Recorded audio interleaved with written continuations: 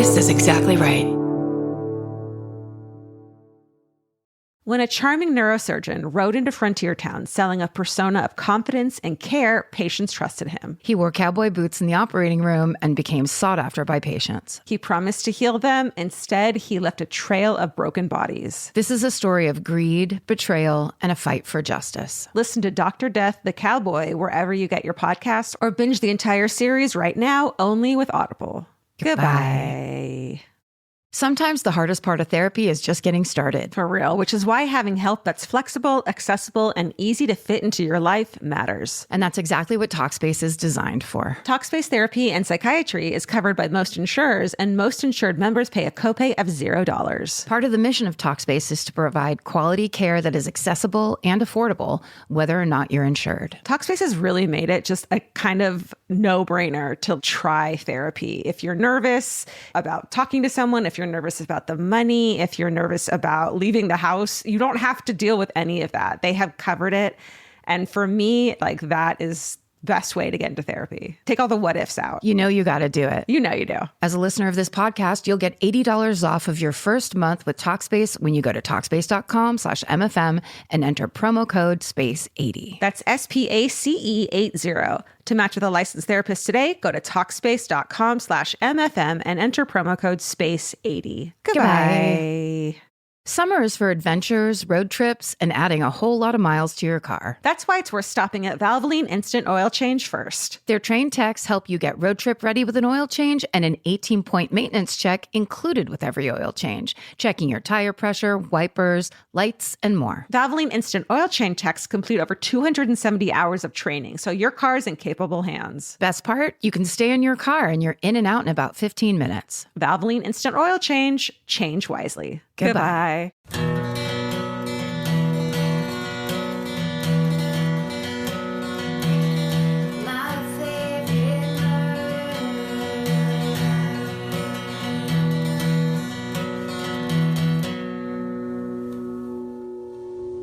Oh, yes. Do you hear the sounds? Of the podcast train? Of the ghost podcast train? Oh, there hasn't been a ghost podcast train in for 25 years. That voice has gone totally into a Southern Belle area where it doesn't belong. I love it there. I want it to stay there. It was supposed to be an old, a minor 49er. Yeah. But no, I've changed the scene. I don't care. I love it there. Great. Thank you for your support. Welcome to My Favorite Murder. Yes. That's Georgia Hardstark. That's Karen Kilgariff. And we're here to talk to you about a couple things called crimes. And truthness. We love truthness. We also enjoy talking about crimes. We'll never lie to you. We'll not get things right. Yes, not intentionally. Right. You're right. But we won't lie. But there will be times where we deeply mislead you. And get you to say the wrong thing to your friends and coworkers in a braggy voice. But they'll believe you because of your tone. Right. And your delivery. Yeah. What we're telling you is it's all about tone incantation. It's all about incantations and it's all about spells. And it's about having short-term jobs that you don't have to go back and see the same people after like 2 weeks because you've lied to them so much. God, you meet one person in the 8 jobs you've had as a temp that's like you're the best person you've met. Then you will go on to marry that person. Right. This is our guarantee to you. So we don't lie to you. Look around the office right now. Is your 8th person your future spouse sitting near you? Pick them. You have 15 seconds. Kick them? Pick them. Oh. Kick them. I'd rather you kick them. Kicking them is a great way to start the flirting. If you take it from me, 7-year-old Karen Kilgariff, a good shin kick there's no better way to say I love you. Karen has stuck with her flirting technique and she'll never let it go. And we like your tenacity. Thank you. I feel like having a big butt is gonna come into fashion. I just have to wait it out. There was a time where I thought, no, kicking people in the shins would never come into fashion in terms of flirting. But so many things have. Well, in this climate, in this rough climate of fucking, ladies first. Dog eat dog. The future is female, but there's also, there's a parallel future of Nazis. Yeah. And there's all these things. Ma'am Bialik is fucking arguing about shit that doesn't make any sense. It's like, no, kicking in the shin's going to be the only way we let anyone know to break through, to say, hey, you matter to me. Yeah. And you have blossomed into a not fucking anti-feminist asshole. And so prep yourself before you wreck your shins. And this has been an ad for HelloFresh this whole time. Anyways, go to promo code murder. Do you have a really quick shout out to the two ladies? Please do. The two so we just finished our last weekend tour of 2017. Yep. In St. Louis and Kansas City. It was a fucking amazing, fun weekend. Thanks you guys. Thank you. We meet a bunch of awesome people after the show at the meet and greet, and everyone, like every fourth person, comes up in a shirt, a homemade My Favorite Murder shirt that's just funny and weird and shit that we don't remember saying, or is like something they drew. It's always funny. Oh, there was two girls that had Stay Sexy, Don't Get Murdered in wingdings. Yes. I was like, do people, it was SSDGM wingdings. Right. And I was like, is anyone able to read wingdings off the dome and then know what that says? And they were like, not yet. It's the best. That was great. And then there were two other ladies, and they had shirts that just said promo code murder. And I was just like, you fucking subtle as fuck, badass bitches. We laughed so hard. Like, it never even crossed our minds that was like a funny thing. The wingdings also included a bomb. Yeah. Cause I think murdered must be bomb. Right? Well, there was a bomb at the end, like the little like cartoon bomb. But I thought those things only represented the letter. Yeah. Oh. So it wouldn't be murder, I just thought it was coincidental that a bomb would be in there, because it was SS. I think it was the D was a bomb. I don't know. Something in there. It doesn't matter. It was still great. It was the bomb. It was great looking. It was the bomb. Also, someone in Kansas City, by the time it got back to us, we got so many nice presents, and thanks you guys. We got tons of stuff backstage. There's a lot of people that were worried, saying we gave you something and then they took it away from us. The shit you guys bring, the theater is like, you cannot bring that in here. You can't bring the severed head of Ted Bundy into our theater. Please don't. But it's actually a cake. Sorry, you can't. Yeah. So we got a whole table full. It was like Christmas backstage for us. Somebody made a plastic baggie filled with the best chocolate chip cookies I've ever had. God. I think there was either Rice Krispies or cornflakes in them. Yeah. So they were really small and crispy. Mm-hmm. Whoever did that, God bless you. I ate maybe 6 of them just standing there talking. We got a full cheesecake. Oh my God. People went crazy for that cheesecake. We got a haunted, scary clown.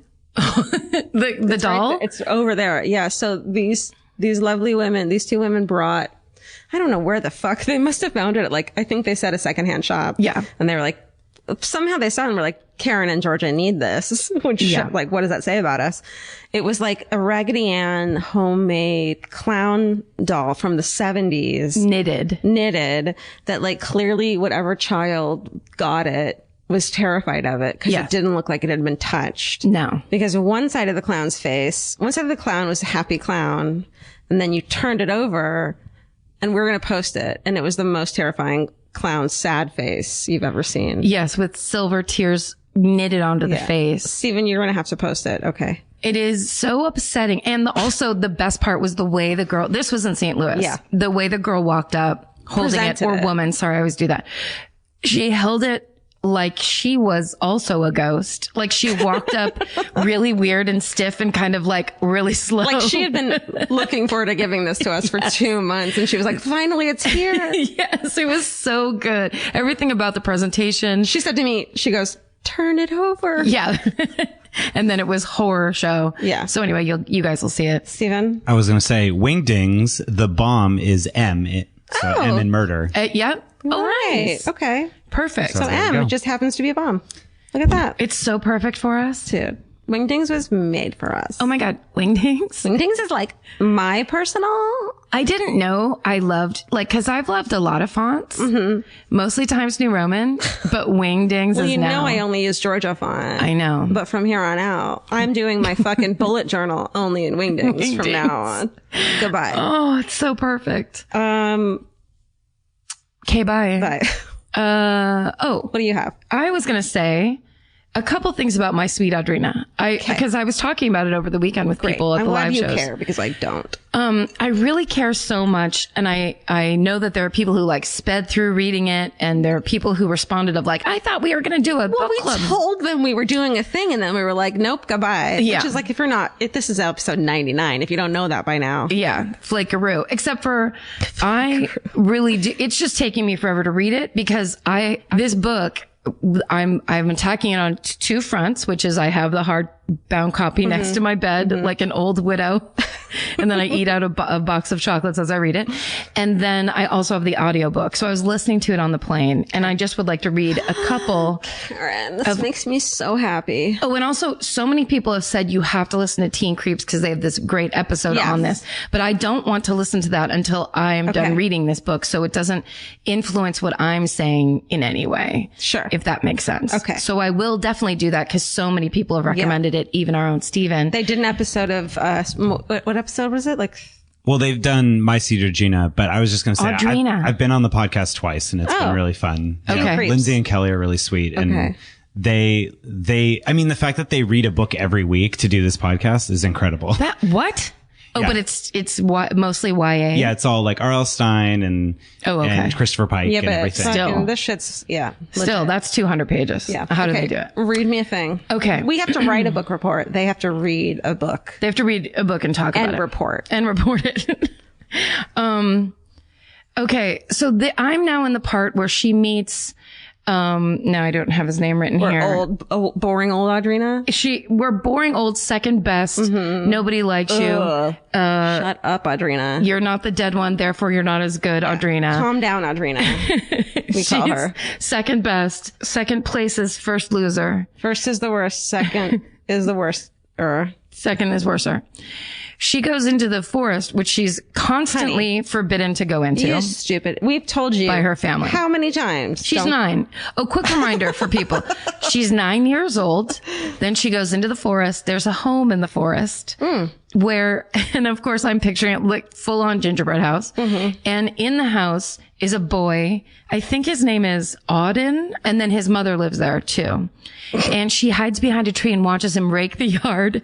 And in the book, it's talking about like how he has a hot ass and shit. He's 12 years old. I swear to God. Is VC Andrews okay? I mean, I think she's just laying out a lot of like, let's just break all these taboos. Is she a pedophile? No, I think she's welcoming your mind to explore options you have up until this point told yourself you are not allowed to explore. Like pedophilia. Well, or just a light appreciation of a 12-year-old boy's ass in jeans. Privately. Okay. So. In a book. Then, she gets caught being in the woods. Being a peeping Tom. Stalker. Yes. Yeah. A 9-year-old stalker. And so her father comes storming in, grabs her.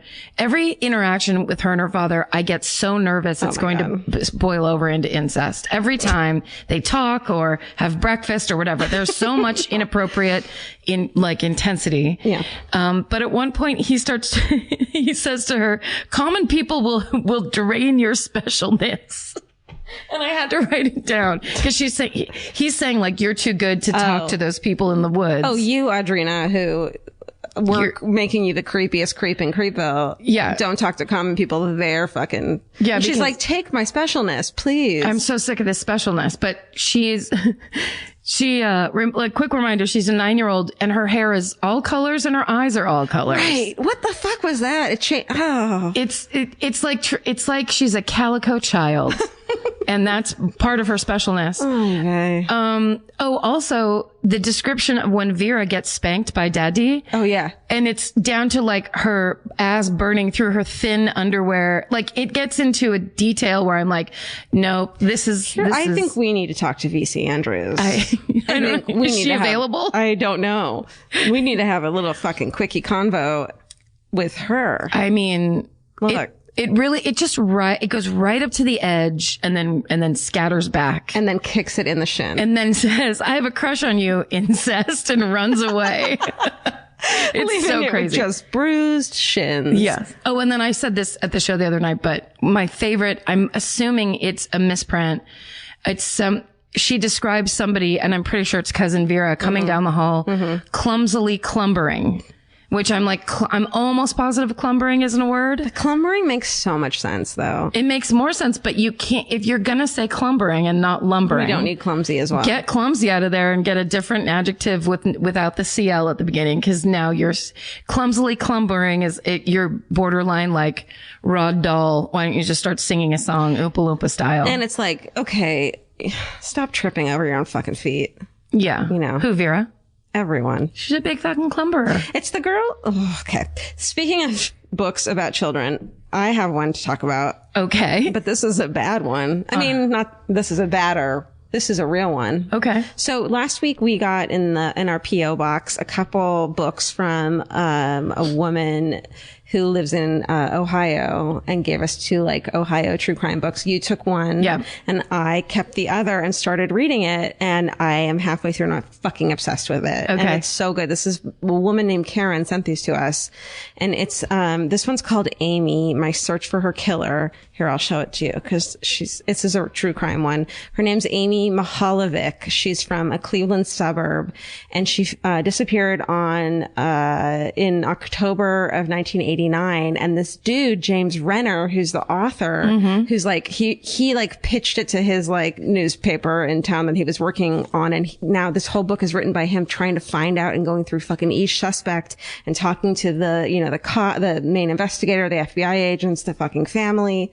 And it's written so well. And he inserts himself in the book in a way that doesn't suck. Yeah. Because he was the same age as she was when she disappeared, a town over. And like, so it's part of him in the way that we understand. Yeah. Right. Yeah. The way that we remember growing up and seeing this person's face and how much it meant to us. And it is such a fucking good book. Amazing. And I can't wait to finish it. So it's called Amy: My Search for Her Killer by James Renner. And I'm totally obsessed with it. And in case you can't find it, because it looks pretty, it's published by Gray and Company Publishers, www.grayco.com. Grey? Gray.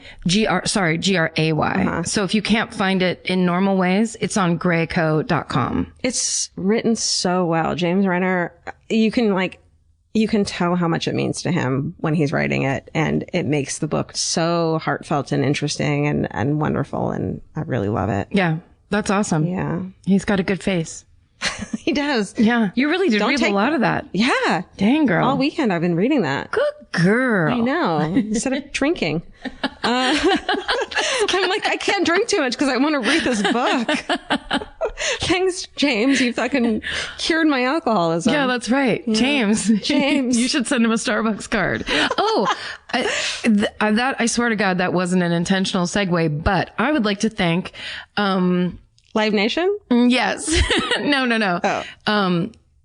I went to Starbucks the other night in Glendale because just running errands, and it was the night before. I get so weird before we leave when we travel, and I have to buy things that I want to make sure are there when I get back. I get real OCD weird. Plus you're like black dress. I need a black dress and all that. No, nothing I actually need. Oh. I do things like I need coffee, so I have coffee here when I get back. Wow. Like weird. Ooh, I wonder what that means. It's just like, it's part of my not wanting to leave the house in the first place. So I start telling myself, like, if I go, I won't be ready. Yeah, I have a real stalking problem. But I went. So does Audrina. So does the second and worst shitty Audrina. The creepiest and peepiest Audrina. The creepiest, peepiest, stockiest ever. 9-year-old behind a rain tree. With a fucking 12-year-old butt, Audrina. There's like a whole picnic scene where I'm like, 9-year-olds and 12-year-olds don't go on picnics. 9-year-olds and 12-year-olds are 100 years apart. Yes. No 12-year-old wants to talk to a 9-year-old. Unless she has hair that's purple, gold, yellow, orange, and red. Okay, so I went to the the Starbucks closest to the designer shoe warehouse. And I went in, and the only coffee they had out was Christmas blend. So I asked the girl behind the counter if they had Italian. That's my kind. She says, hold on, I'll get my coworker to go look for it. Are you fascist? A little bit. Okay. Yeah. I like Italy just from like 1935 to right around 43. Fair enough. The girl comes out of the back holding like the one bag of Italian. And when the doors fly open, she's like, oh my God. And then I was like, hey, I was like, that's for me. And she's like, okay, I love your podcast. And then that's my favorite reaction when people seem genuinely bummed. Like they don't want to say it, but they've already acted weird. Yeah. And it was super cute. Anyway, long story short, she didn't act weird. That sounds judgmental. Yeah. She was very sweet and seemed happy and surprised. And then she gave me a free pound of coffee. And I was like, wait, hold on. I don't want you to pay for my coffee. And then she's like, no, we get a free pound every week. It was That's like a pound she would have had at home with her roommates. That's right. I'd like to take that away from her. Right. So thank you to Mariah at the Glendale Starbucks. You fronting me your friends and family coffee. That's what she said anyway. Friends and fascist coffee. Thank you, Mariah. My Mussolini sips. I love it. I love Italians. I love the way they make coffee. And did you come home from your trip happy that you had coffee? Yes. Pre-ground, already in the thing. Come on. Because the mistake I always make is then, forget it. I'll just get the whole bean at the grocery store. No. Never. Terrible. Listen. It creates garbage on your counter. Don't want that. Can't have it. Steven's got one. Steven's pointing at a thing. No, I was going to say, it all recorded. Oh, good. Okay. Steven almost deleted this entire episode of the magic that just happened. You heard it. How could any of that get recaptured? I love thinking of people who start this podcast this late on, and the way we start this thing is like a word puzzle. Like, who the fuck would know what was going on? Why are they talking about My Sweet Audrina and kicking people in the shins? Oh, it's the first night of Hanukkah. Oh, yeah. A Hanukkah miracle happened today. What was it? So my thing that I'm happy about this week at the end of the episode was going to be that my mom and I are going to therapy on Thursday. She's coming with me to therapy. Wow. We're going to sit in therapy together and work out why she's such a fucking stupid bitch. No. We're going to work some shit out. We're going to work it out. Because we're fighting right now and not speaking. But here's what happened. I accidentally told her it was Tuesday, our therapy appointment. So she called me and was like, where the fuck are you? She was like, where are you? And so I made her come meet Vince and I for lunch and we worked some shit out. Oh, that's good. Really well. Yeah. Oh, that's good. So everything's good now. Are you still going to go? She can't. She has to work. On Thursday? Yeah. So it wouldn't have happened because I fucked it up. Yeah. But we talked and argued, and Vince being there made it really great because he's such a good mediator and everything. So everything's fine now. Not fine. Good. Everything's, human now. Are you going to get her to go? Or do you think that window is closed? No, she'll come. She's been offering it for years, and I've always been like, that's fucking condescending. Fuck you. You think that like coming to therapy and so you can tell me what's wrong with, I've been a dick But about does it. she go to therapy? Oh yeah, we all go to therapy. Oh, okay. Everyone in my family goes to fucking therapy. Got it. Yeah. So that was a Hanukkah miracle. Amazing. Today. Yeah. That you got to do it out of the office. Right. Yeah. That we still were able to talk about what happened. Oh, that's good. With her mean text to me. So thank you, Yahweh. Yes. And the angel Gabriel. Uh-huh. And those Audrina. guys. And the first and best Audrina. That's all Thank her. you. That's all her. She had white hair, I believe. White. Yeah. It wasn't fucking changey colory. No. Like a fucking monster. She wasn't a fucking cuttlefish. Please. Oh, Elvis loves cuttlefish. Elvis is, what's the little, oh my God. Jesus. What's the one, Tiny Tim? It's Happy Christmas, everyone. Is that it? Is that it? No.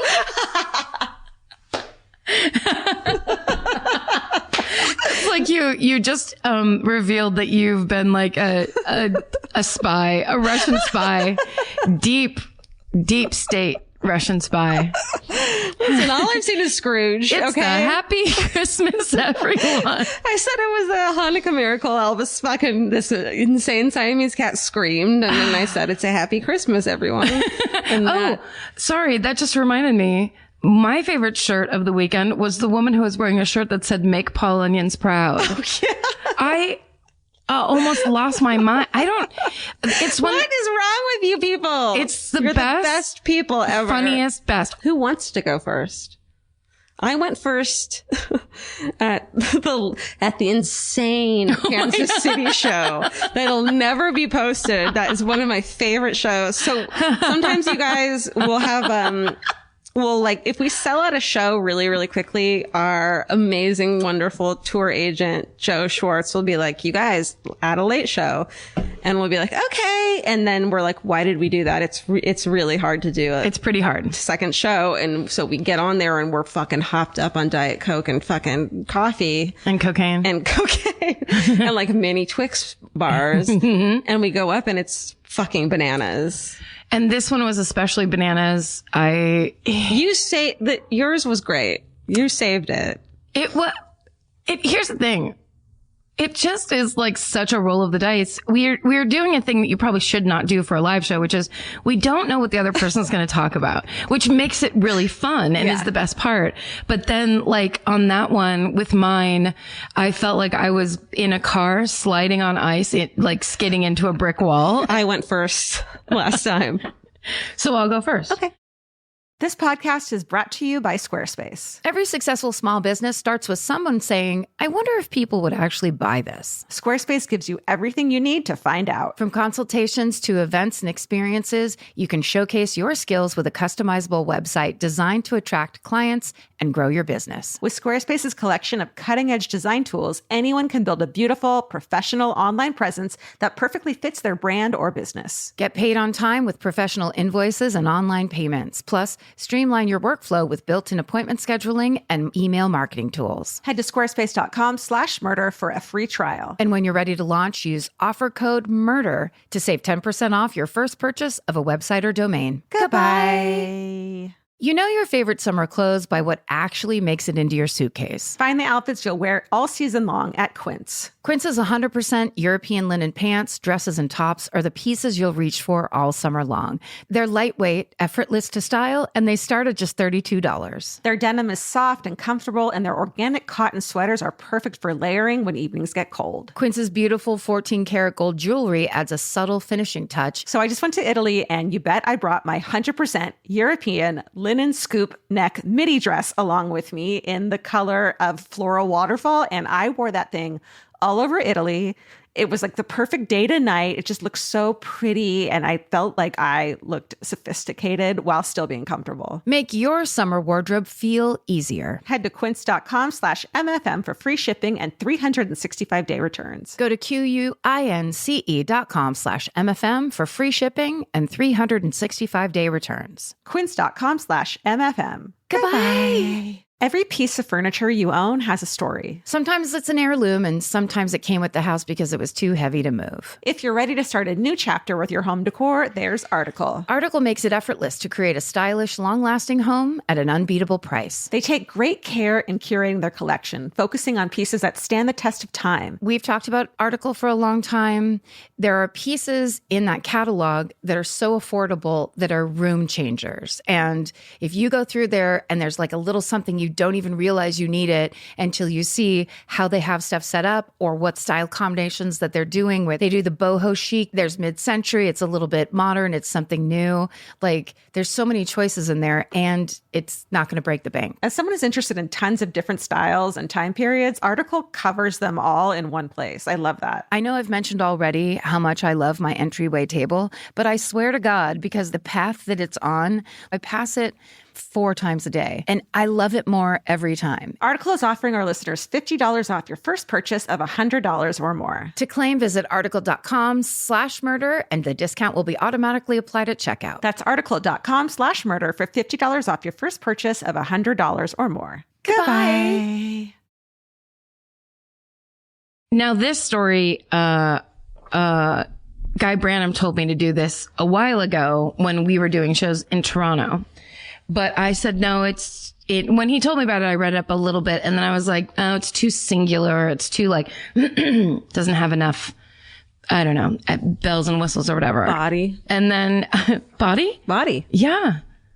But then I read it, and that's not the case.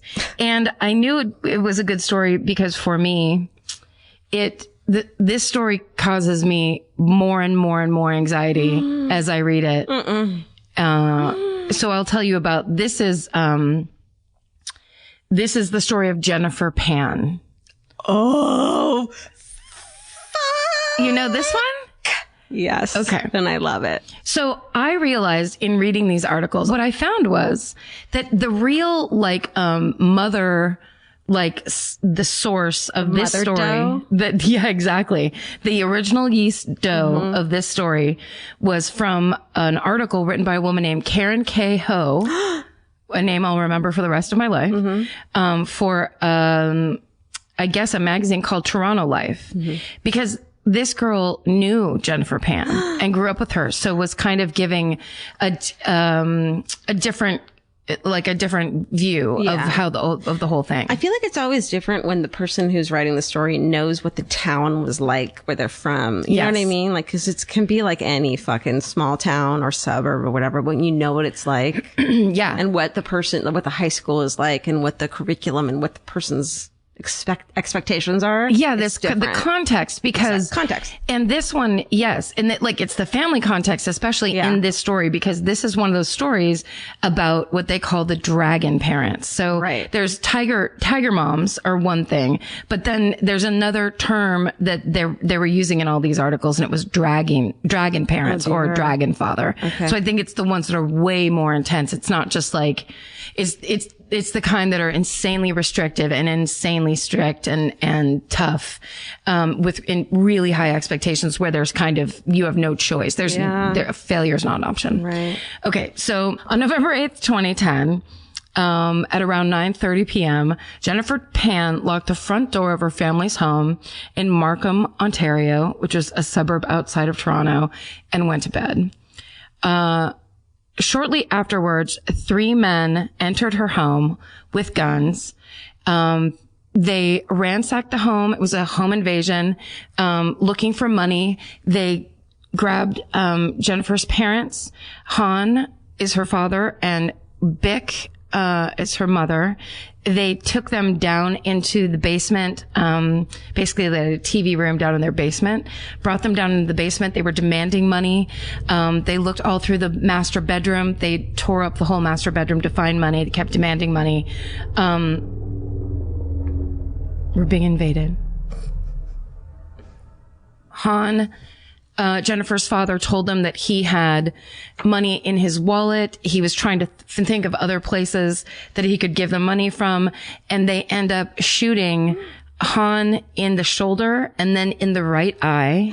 And then as Bick, Jennifer's mother, is screaming, they shoot her 3 times and kill her. Han survives getting shot in the eye. Dad? Yes. How does that happen? I don't know. It broke his orbital bone, the bullet, and it grazed the vein that goes down your throat. I guess is it your jugular or one of those? No, the carotid vein. The eye vein. His big tear duct. It basically went through his eye. No, I don't like that. But then I think out the side, and he survived. Jesus. Upstairs, they tied Jennifer to the staircase. Banisters? Thank you. To the banister. The thing you stick your head through when you're a kid and get stuck. How old is she again? 16? No, at the time she is 26. Okay. Oh, wow. But she looks 16. Okay. She lives at home. Yes. She lives at home with her very strict parents. Okay. So they tie her with shoelaces to the banister, and they shoot the parents, and then they all leave with whatever the cash that they've taken. I think it ended up being around $3,000 or something. Jennifer she loosens out of the shoelaces. She calls 911. She's freaking out. The cops arrive. Han comes out of the basement. He's able to get up and walk outside. A neighbor's the first one to find him. And he gets loaded into an ambulance. Jennifer gets loaded into an ambulance. She has a younger brother who is half an hour away at college. And they all get taken. She gets met by crisis workers at the hospital. They tell her father's in surgery, and that her mother is dead. She's at the hospital for a really long time. Eventually they realize that there's not even wounds, there aren't even red marks on her wrist from those shoelaces. So she is uninjured, and she ends up, they take her, once she's out of the hospital, they take her back to the police station, and the detectives question her and basically just kind of start asking her questions. What happened? Just, can you describe these people? They make her go through it once.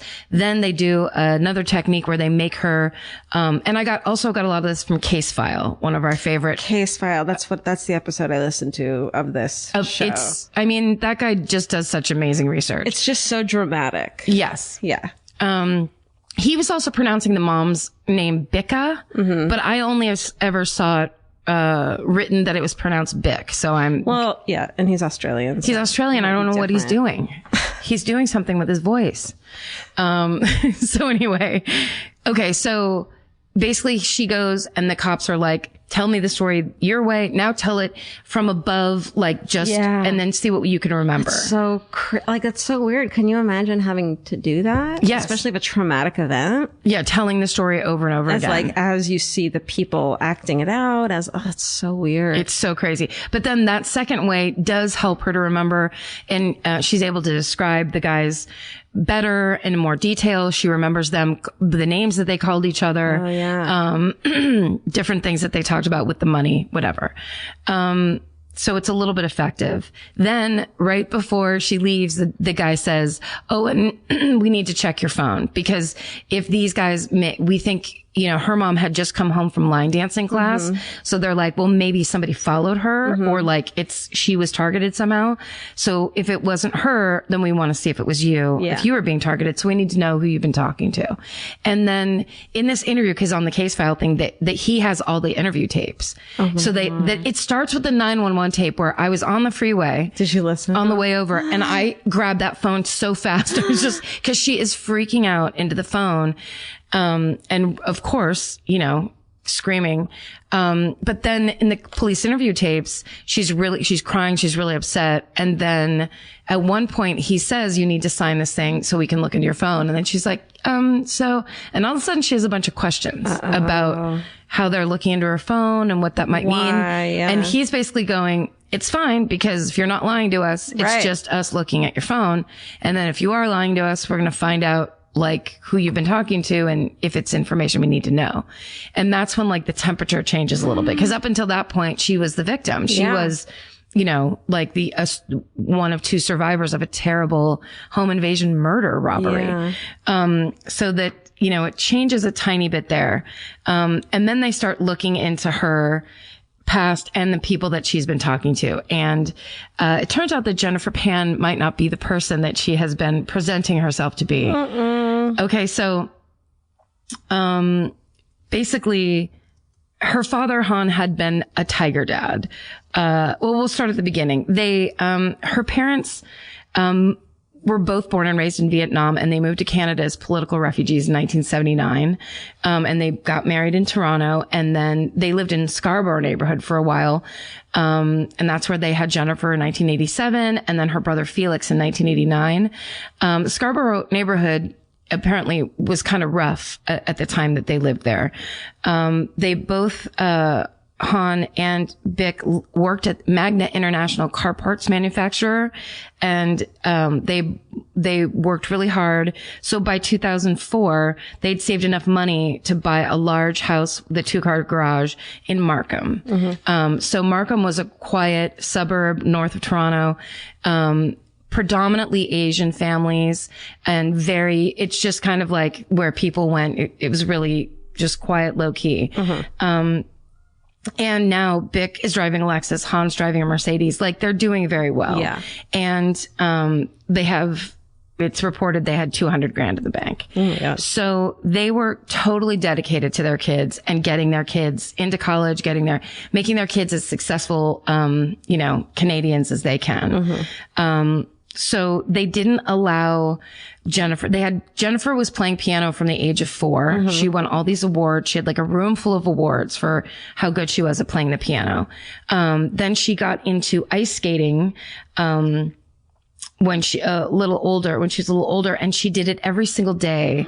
And she wanted to go, she was in training, and she had set her sights on being in the 2010 Winter Olympics in Vancouver. Then she tears a ligament in her knee, and basically that dream ends for her. Man. When she was graduating 8th grade, she thought she was going to be the valedictorian. And she basically found out she was getting no academic awards and she was not the valedictorian. What? And that's like all of a sudden she was just like, What's the point? I'm not who I'm supposed to be. Right. And she had been working her ass off up to that point. So she didn't make a mark, and she was shocked and couldn't believe it. And that's totally unacceptable in her family. Right. Like her family was like, all A's.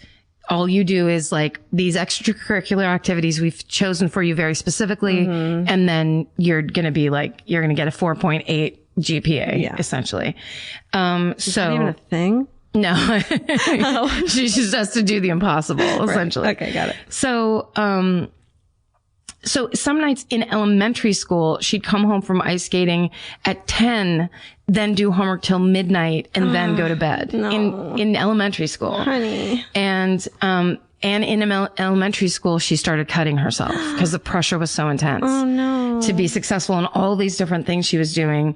So she was doing little horizontal cuts on her forearms. Oh, baby. Yeah. So then when she went to Mary Ward Catholic Secondary School, ice skating was over for her. So she started playing flute in the school band. Mm-hmm. But every day after school, her parents were there to pick her up when band practice was over so she could go home and study. But her grades for the way their family considered it were failing because she was only getting B's. God, I would have fucking paid for a B back then with my cello. With my shitty cello playing. I mean, I don't understand why I got any of the grades I got because I never tried, and I would get just a full variety from A to D. Oh, it was just like, why try? Yeah, I learned that early. It's very random. Yeah. Why try? Why try? Just have a good time. Yeah. So when she got her first bad, all B's report card freshman year, she took some old report cards, some scissors, some glue, a photocopier, and she made herself a brand new fake report card worth straight A's. All A's. Yep. That's how you get all A's. And in her mind, she said, universities don't consider marks from grade 9, Canadian grade 9 and Canadian grade 10. So in her mind, it wasn't a big deal. It didn't matter. Fair enough. And I'm sure she was thinking, I'm buying myself a little time. Here's these A's and I'll work back up to A's. Sure. It'll all work out. Sure. She was not allowed to have a boyfriend. She was not allowed to go to dances. She was not allowed to go to parties. She was not allowed to spend the night at friends' houses. It was all about school and getting her schoolwork. In the spring, all her hard work and dedication paid off. She graduated from high school and won early acceptance to Ryerson University in Toronto.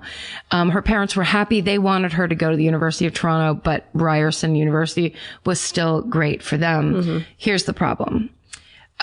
Jennifer Pan had early acceptance to Ryerson University, but then that got canceled when she flunked out of calculus, when she was a senior. Oh no. So that early acceptance was rescinded. Now she's not in any college. Oh no. So she starts doing what many people do. You pretend you're going to college every morning. Yeah. So this is like, now we're into me when I live in Sacramento and I'm flunking out of college, but my parents don't know. Mm-hmm. So I'm doing the thing where I go home for the summer and every day get up and run to the mailbox like I'm a child, excited for the mail, trying to get the report card before my parents do. Because they're going to see it and know you're not going. Yeah. My report card was like a 0.83 or something. Like I was only going to theater classes. I mean, at least you're going. It was insane. Oh, no. So she's doing the same thing, but she's kind of doing it in reverse. So she's saying she's going to school, getting up every morning, taking the train, and then just chilling out at cafes. She got a part-time job waitressing at a pizza place. And she was hanging out with her secret high school boyfriend, Daniel Wong. Daniel Wong. So she had been dating Daniel Wong since they went on a European, in high school bands, they went on a trip to Europe. Mm-hmm. And she'd only been friends with them up until that point. Mm-hmm. And I think the story was that she had an asthma attack in a smoke-filled bar and thought that she was going to die because she couldn't breathe. And Daniel came to her rescue. Daniel Wong. And talked her down, and then they became secret lovers. Yeah. I was trying to hold my breath so you could finish that because it was so amazing, but I couldn't. Parents singing. Oh my God, Daniel. They were secret lovers. So that had been going on also. She'd had a bunch of plates spinning at once, Jennifer Pan.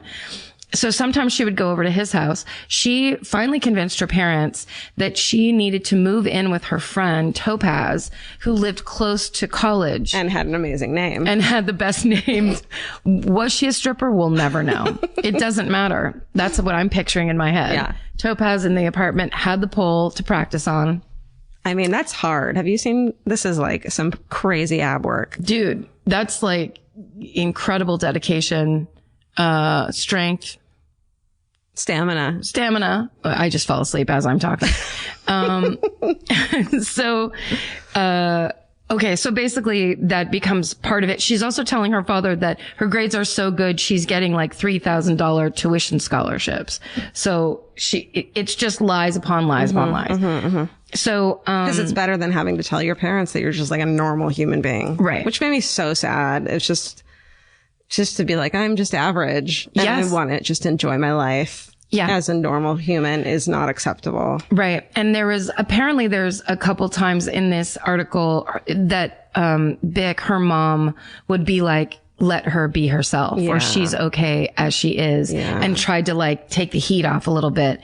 But she was also, Jennifer's the oldest. Yeah. And there's just there was so much pressure. It's the same kind of pressure in, like, I can equate it in the way of like in our family, Irish immigrants, like they call them lace curtain Irish, where they make sure everything looks really good because they think everybody thinks they're a scumbag. So they're like, here's our beautiful lace. Look how well we're doing. Everything's ironed, and we have 9 kids, but everyone's clothes are perfectly ironed because. Well, it's a thing of like immigrant parents where it's like, I didn't go through what I went through for you to work in an office, like a boring office or in a pizza place or as even as an exotic dancer, like, which is all acceptable fucking jobs. It's what everybody does. That's not, I will not accept it. I didn't come here from Vietnam to fucking raise a child to not be a superstar. You have to have like your own law firm. You have to, you have to do everything perfectly and never trip once, which is not only impossible, but also that's not how you get good at things. Yeah. Thank God my parents had no expectations for me whatsoever, aside from nothing. My dad used to love to tell the story that they used to bring home their report cards to my grandpa, who they said D's and F's meant doing fine. And he dropped out of school when he was a kid. Great. So he was like, doing good, everybody. Jesus Christ. And they all became civil servants and plumbers and things that, and had back happy then lives. You could make money by doing that. It's not like that anymore. Anyway. I'm sorry. Go on. No. No, but it's just funny how there are these pressures. In some way, it's like in some cultures, it's academic pressure. In some cultures, it's like you have to get married and have a family immediately pressure. Yeah. It just depends, but. You have to be religious. Yeah. Stay in the clique. Totally. Stay in the fam. Totally. Okay. So Jennifer she's under the gun, and now she's 22 years old, and she has been lying to her parents consistently since like 8th grade, essentially. Oh my God. And having like a double life, which is kind of amazing. But she's never gone to a party. She's never gone to a club. She's never gotten drunk. And her one relationship is her secret relationship with Daniel Wong. So basically, she then tells them that it was her father's dream for her to go to pharmacology school and become a pharmacist. So she's like, guess what, everybody? I got accepted. Like, she just makes a thing up? Yeah. She lies. She tells them that she got in. They're thrilled. She hadn't, but she starts buying used books and bringing home like pharmacology books. And when she would leave for school every day, it's stressing you out, huh, Stephen? No, it just reminds me of the woman who did that for Stanford and pretended to be in Stanford for like 2 years. Same thing. Like, because her family thought she was in Stanford. Yeah, the family pressure, Oh, so she lived in like Palo Alto? And she would like sleep in... if a dorm, like a roommate dropped out, she'd be like, oh, I'm the new roommate. And she would sleep in people's dorms and stuff, pretending that she was a student, faking her grades, all the same stuff. Oh my God. Yeah. It's insane. They kind of should get an honorary doctorate for getting away with it. Yeah. For like faking it for so long. Don't pretend to be successful. Because then you have so much further to fall. Yes. And also take that initial hit of like, I fucked up. Let the chips fall. They can only yell for so long. Yeah. And take the initiative to lie and use that towards something better. You know what I mean? Like, you're a really good liar. Go get a job somewhere cool. Right. And build yourself up to management. Take that. Lie your way to management. Don't lie, but just like, you clearly are not stupid if you're able to fucking trick all these people for 2 years. Get into sales. Get into fucking sell houses. Sell mobile phones on Hollywood Boulevard, right out on the sidewalk. Right. Pharmaceuticals. You start right around the corner in the alley. There you go. My dad sold fucking Ginsu knives at fucking Walmart. Hell yes. Do it. Those things can cut a Coke can. And he showed you how at a Walmart. Marty! Go ahead. So she instead goes for it in a major way. She majors in lying and tells her dad she's going to pharmacology school, which I just can't. It's almost like she's not even lying and going like, you know what? I got a job in California. I'll see you later or anything. She's not busting out. She's just like continuing to try to make it work. Like, I still have to live here. Yeah. And I have to make these people happy and I don't know how. So I'm just going to do it the way they demand. God. So she's buying fake textbooks, not fake textbooks, used textbooks like, the old pharmacology. Right. And then she's going to the library and watching videos and reading books on it and taking notes so that when she goes home, she has reams of notes. So it looks like she's really doing work. So she could have actually been going to school this whole time doing that. Probably. If she wasn't a B student, she could have. That was rude. So then she asks if she can stay at Topaz's house during the week because it's a way better commute. Her mom's like super empathetic and like, let's let her, it'll be so much better. Well, she's of course not staying at Topaz's house. She's staying at Daniel Wong's house. Danny. His parents, she was lying to his parents and saying it was okay with her parents that she was staying at their house. And then, so basically there was no one she wasn't lying to except Daniel Wong. Oh, Daniel. So basically when it was theoretically time for her to graduate from the University of Toronto pharmacology program, Daniel helped her find someone online to create a fake transcript with all A's in it. And then she told her parents when it was the graduation ceremony that that it was an extra large class and there weren't enough seats. All the students only got one ticket and she'd already given it to a friend because she didn't think one parent would want to go without the other parent. Mm-hmm. Yeah. I think that's when it might have started to stink a little bit to the parents. But then when, Jennifer told them that she was volunteering at Toronto's prestigious hospital for sick children, they noticed that she didn't have any ID, no uniform. There was nothing to prove that she officially worked there. So one day, they drop her off, or they insist upon driving her to work. And so then she gets out of the car and runs into the hospital. And then Han tells Bick, go in after her and follow her in. So she ends up going and running and like hiding for hours in the emergency room or in the waiting room. And basically Bick comes back out and like doesn't find her. And basically she waits them out until they leave. And then early the next morning, they call Topaz to say, hey, we need to talk to Jennifer. And Topaz, who just wakes up, is like, she's not here. Yeah, isn't in on it. Doesn't know what's going on.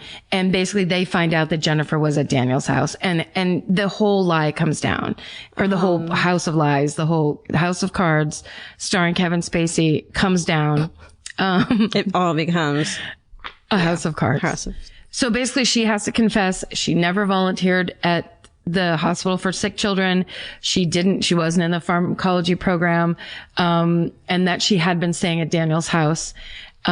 She actually didn't mention that she'd never graduated from high school, and that her time at Ryerson University was fake. So I didn't even know that shit. Didn't admit to any of that. She got out what she could. Yeah. Of course, Han lost his fucking shit. Sure. The dad went crazy. Bick had to convince him to let her remain in the house.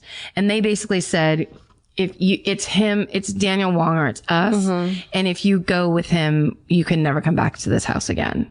So then she basically had to break up with Daniel Wong because she didn't know where to go or what to do. And they take away her cell phone and her laptop for 2 weeks. And then after that, they tell her, we're going to check your messages anytime we want to make sure you're not interacting with him. And she's an adult. Now she's like 25. Oh my God. So she's, it's not it's crazy. Yeah. So she finishes up she takes a calculus class, gets her high school, like GED or whatever. So basically her parents encourage her to apply for college for real. She makes money as being a piano teacher part-time. And, basically she can't go anywhere except for university or piano lessons.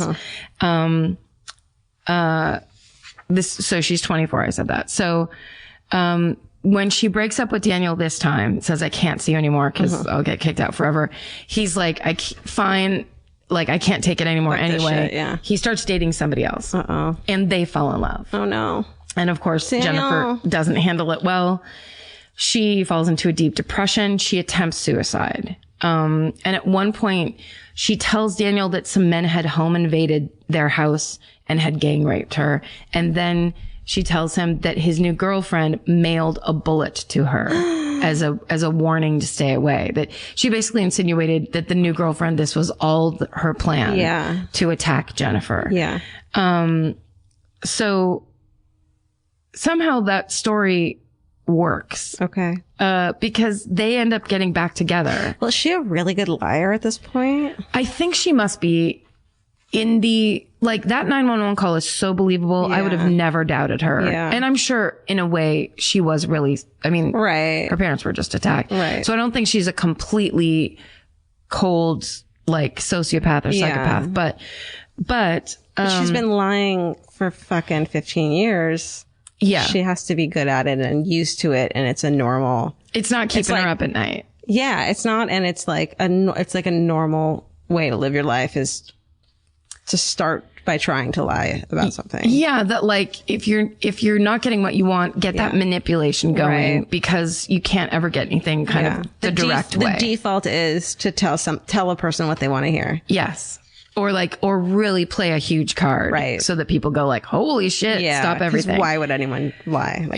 Exactly. So basically Daniel himself is a bit of he has been kicked out of schools. He's a little, he got caught dealing pot when he went to that Catholic school that they went to together. He's a little, living on the edge a little bit himself. So when they get back together, basically together they figure out that her parents' life insurance policies would pay out $500,000 and that she's the beneficiary. And so Daniel starts helping her make a plan to have them killed. Fuck. Yes. So he says that he knows a guy named Lenford Crawford, the worst name of all time. A borderline V.C. Andrews name, Lenford Crawford. Daniel calls him homeboy. They start setting up a thing where she has a separate SIM card and iPhone so she can talk to him and make this plan. Smart. Nobody finds out. And basically the plan is, when you're done watching TV for the night, unlock the front door. So she actually left the front door unlocked. Then she went upstairs to her room. She flicked the lights in the study to give them the signal that it was time. Her mom had come home from line dancing, was watching TV. Her dad was watching the news in a different room. And basically these men came in and the men that home invaded and basically attempted to kill her father and killed her mother. It was all her doing and completely her setup. Oh my God. Yeah. So, which you know, it felt like we were getting to that. It's not the biggest reveal in the world, but it's so sad. It's so fucking crazy and over the top. And then basically the third time they bring her, so the cops, the first time they think they're just getting the story from her, the first interview. The second interview, they're kind of like, let's talk about this again and go over some details. Matching up almost. Yeah. And it's always, you know, it's like the family is what's looked at first, always. Plus the dad was supposed to die. Yeah. Right. Yes. So the dad was supposed to die. Was the mom supposed to die? Yes, they both were. Okay. Yeah. Okay. So essentially the third time they interrogate her and they use something, I think it was called, I didn't write it here, but basically a guy named Jeremy Grimaldi is a journalist. In 2016, he published a true crime book, about Jennifer called A Daughter's Deadly Deception, the Jennifer Pan story. And in that, he talks about they used this interrogation technique that might not have been above board, where they basically trick you into trusting them and then waterboard and you. then like, it's almost like one guy is good cop and bad cop. Oh. Waterboard you. And then they waterboard. And then they just waterboard you. Wait, so the guy is like, you trust me, you trust me, you trust me. Now I'm angry and you need to make me not angry anymore because I'm your friend. Yes. Like they lull her into a sense of kind of like she's being talked to like, yes, you're a victim too. And I bet it was really hard. Your dad was really mean and strict and whatever. And then just boom. And they like, it's like that kind of shock and awe thing. I didn't read the whole thing but you can read this book where it talks all about that, how that interview might not have been totally fair. Oops. But at the end of the day, she is the person who hired those people. Yeah. And, essentially, at the trial, her own father took the stand and told the story of what happened. That was March 19th, 2014. He basically had to get up on the stand and tell everybody how these men came in and he survived. When he woke up, after getting shot into the eye, he woke up to his dead wife laying there next to him and then like got out of the house thinking that everyone had been killed. Yeah. Like, where's my daughter? Is she okay? Yeah. I'm worried about her too, probably. Of course. And then slowly finds out that she's the one behind it. Horrible. Oh my God. So after 10 months of this trial, Jennifer Pan, Daniel Wong, Homeboy, Lenford Crawford, and this guy's name was David Milveganam. There's a bunch of Milveganam. They all got they were all convicted for murder and attempted murder, and each received a life sentence with no chance of parole for 25 years. And then the third guy, Eric Carty, who is the one that tied her to the banister, he's tried separately. So,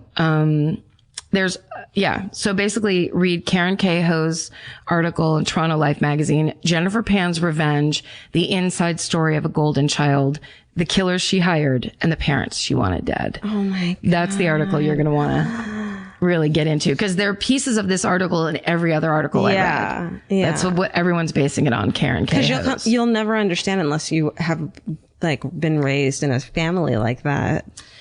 Yeah, That's but there's crazy. It's like so strict, but then there's people that have had terrible parents. They don't have their parents killed. It's just that weird turn of like, yeah. It just stresses me out so bad. It's like, I've done that exact thing where you're like, okay, that fucked up. Now I'm going to make up a new thing that's going to get fucked up, and I'm going to do that dumb thing. And like, the more complicated you make it, the worse you're making it for yourself. Yeah, for sure. That's a good one, dude. It's crazy. Good job. Thanks. That is bananas. Yeah, Vince had a friend. She was a comedian from Michigan, and they all went to New York, and her name was Joanne, and she came from that kind of family where she had been lying to her family. They all thought she was going to school to be a dentist, and she was actually a comedian, and didn't tell any of them. And then out of nowhere, she fucking jumped off the Brooklyn Bridge. Yeah. And killed herself. I remember hearing about that. It's just so sad. Like, she just couldn't tell them that she was doing what she actually wanted to do in life. Yeah, it's horrible. It's just like such a sad thing to me. I can't imagine. And I bet so sad for the family who think they're applying pressure in just the right way or whatever. They're doing what they know. Right. And I'm sure never in a million years Right. is that the result they're looking for. They'd rather have their daughter as a comedian and not what they wanted her to be than what they wanted her to be and So sad. alive. Right. Of course. It's always made me so sad, even though I didn't know her. It's so tragic. Yeah. I remember a lot of people I know knew her, and they're really upset about it. Yeah. All right. Well, okay. Here's my turn.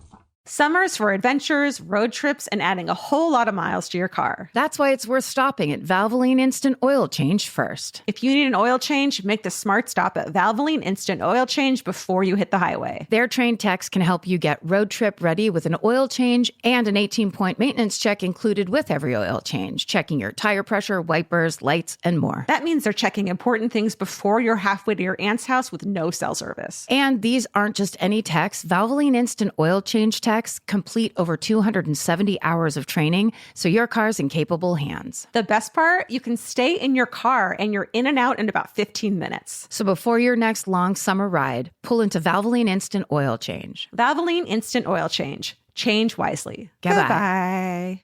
While the world watches the stars at the FIFA World Cup this summer, Hyundai has its eyes on the next generation of talent. The future soccer stars who are already turning heads at age 14. Making plays that end up on everyone's feed, scoring from angles that don't make sense, rewriting record books that barely had time to gather dust. Because Next doesn't wait for an invitation, and Hyundai doesn't either. Hyundai has always moved the future within reach. Hyundai did it by making advanced safety standard on every vehicle. Hyundai did it by engineering EVs with ultra-fast charging capability. And Hyundai continues doing it every day. From robotics that change how people live to young athletes changing the game, the future isn't some far-off concept. It's already here. Next starts now. Hyundai, an official partner of FIFA. Goodbye. Support for today's episode comes from Square. Nobody starts a business because they love payroll. Or invoices. Or business. And that's why they're Square. Square brings your payments, inventory, scheduling, staff, online orders, and reporting together in one connected system. You can take payments in person, online, or on the go and track sales and inventory in real time. Instead of juggling a bunch of different apps, Square keeps everything connected behind the scenes, so you're spending less time fixing problems. Whether you're just getting started or growing your business, Square is designed to grow with you without complicated setup,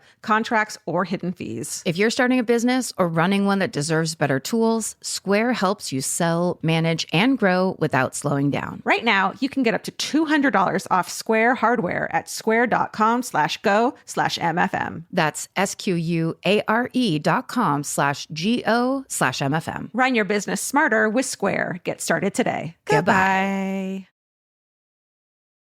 This is a timely story because it's a cold case that finally, hopefully, this is the end, came last week. But this is a story that I've been interested in. It's one of the 48 hours. We've all watched it. It's really interesting. Texas Monthly. I got a lot of this information from the Texas Monthly, which we love Texas Monthly. The best. Article called Unholy Act by Pamela Colloff, Colloff. This is the story of fucking priest John Fight. And the murder of Irene Garza. Oh, I don't know this. Oh, honey. Oh, shit. Fucking buckle the fuck up. Buckle down, baby. Settle in. Buckle up. Ow. Hit your foot on the coffee table. Kick the coffee table as hard as you can. Kick the coffee table. Like you have a crush on it. Okay, here we go. Okay. So Irene Garza is born in 1934. She's this dark-haired Hispanic beauty from McAllen, Texas. It's an agricultural, nope, area. Agricultural. Thank you. Area south of Texas in the Rio Grande Valley, 5 miles from the U.S.-Mexico border. In high school, Irene had been crowned Miss All South Texas Sweetheart. Shit. And McAllen High School, where, everyone's fucking white back then. She had been the first Hispanic twirler and head drum majorette. Wow. So she was like fucking busting down borders. She's this beautiful beauty queen, but she's Hispanic. So it's, sense of pride that it's, she's busting down borders, as I said. She's not, Texas, that's like blonde, big teeth, blue eyes. That's like usually what you're going to get out of a Texas beauty queen. Right. And she is, she's not that. And she's the first in her family to graduate from college, which is a super big deal, huge accomplishment. So at 25 years old, she worked as a teacher for disadvantaged children, which she took a great pride in. Some of her students were so poor and came from the neighborhood where she had come from and had been able to get out of, that they came to school barefoot. And Irene spent her first paycheck on buying those children clothes and books. Yeah. So happens to this very day. Right. Even worse, I bet. Exactly. So she's this really big-hearted, kind person. She is gorgeous, which isn't a reason why she shouldn't be a victim, but there's just this warmth coming from her. And she had a huge future that she earned. Yeah. That's what I'm saying. Yeah. Listen. Look and listen. Stop it.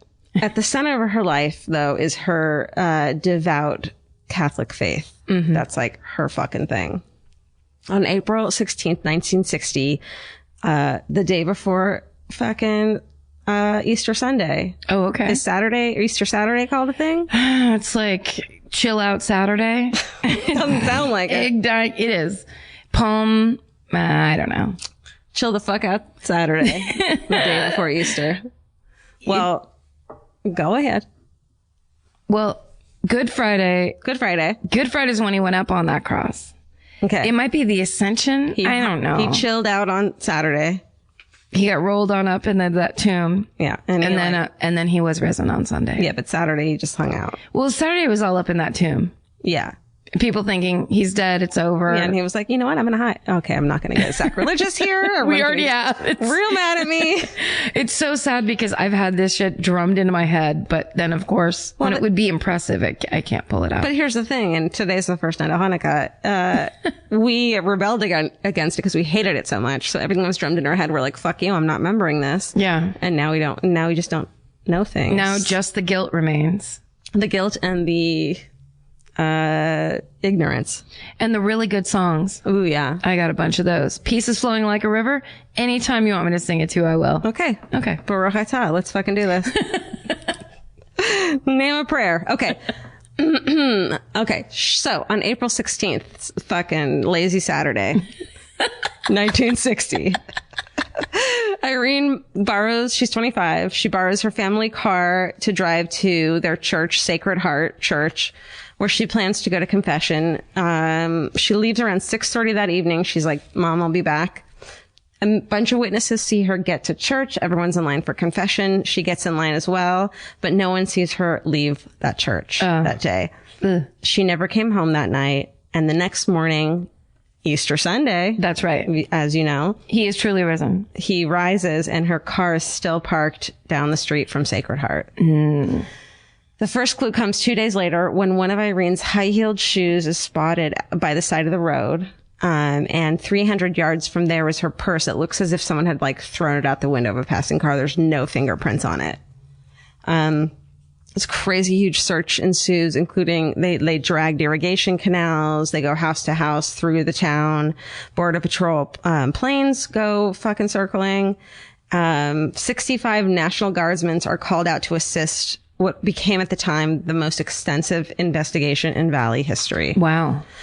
But it's not till 4 days later, after she disappeared, that Irene's body is found floating in a nearby irrigation canal. Mm.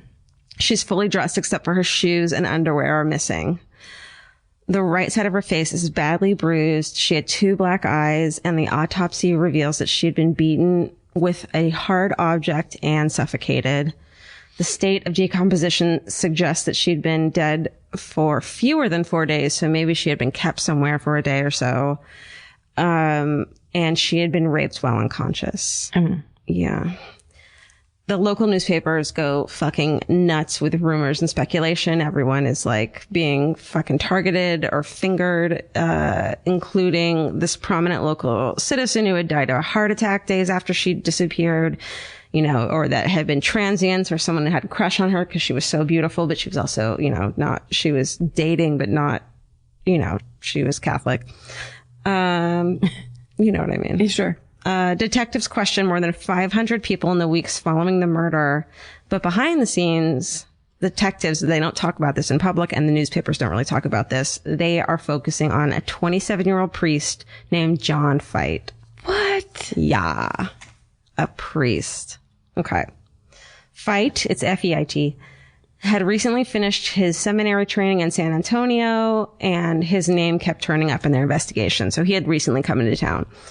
He was bright and well-mannered. He had dark hair and horn-rimmed glasses. He looked like he'd be in Weezer. You know what I'm saying? Yes. Yeah. He struck parishioners, though, as aloof and a bit of a loner, and seemed ambivalent about his vocation. When he was asked why he had joined the priesthood, he said, I just want to give it a try. Fucking sorry. But if God isn't in that sentence, or Jesus, or some fucking... You can't say that out loud. No.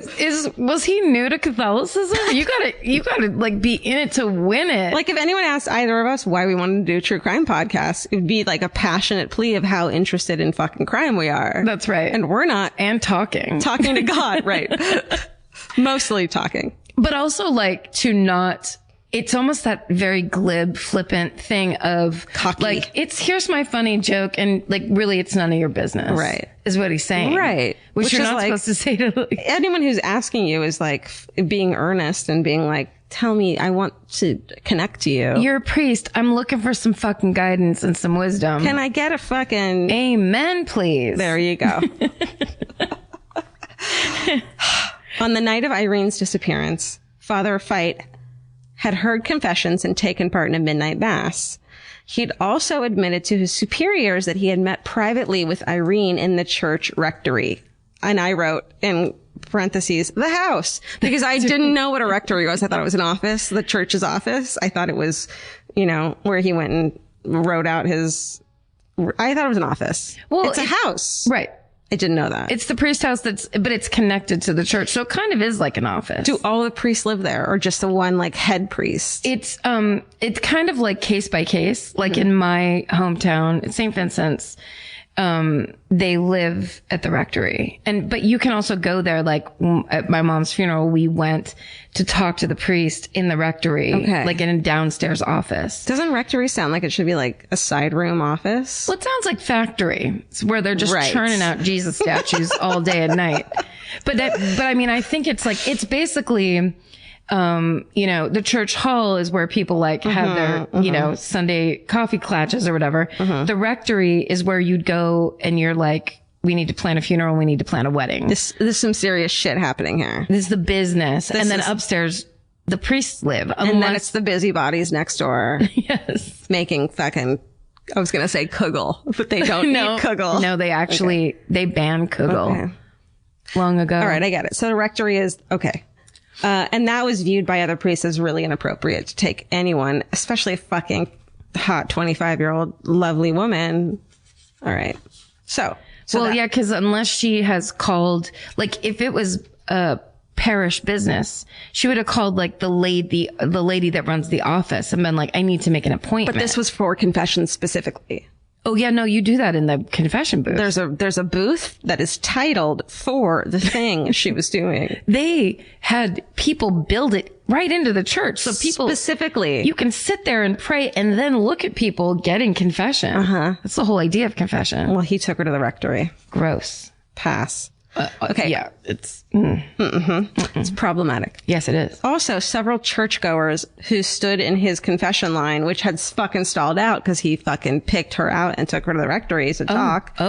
That night, told detectives that he seemed to have been absent from the sanctuary for long periods of time. And another priest, Father John O'Brien, reported seeing scratches on his hands when they drank coffee together at midnight mass. Then detectives learned that on March 23rd, so that's 3 weeks before Irene disappeared and her body was found, that a woman had been attacked at a Catholic church 12 miles from that church. The one where Irene went to. 12 miles away.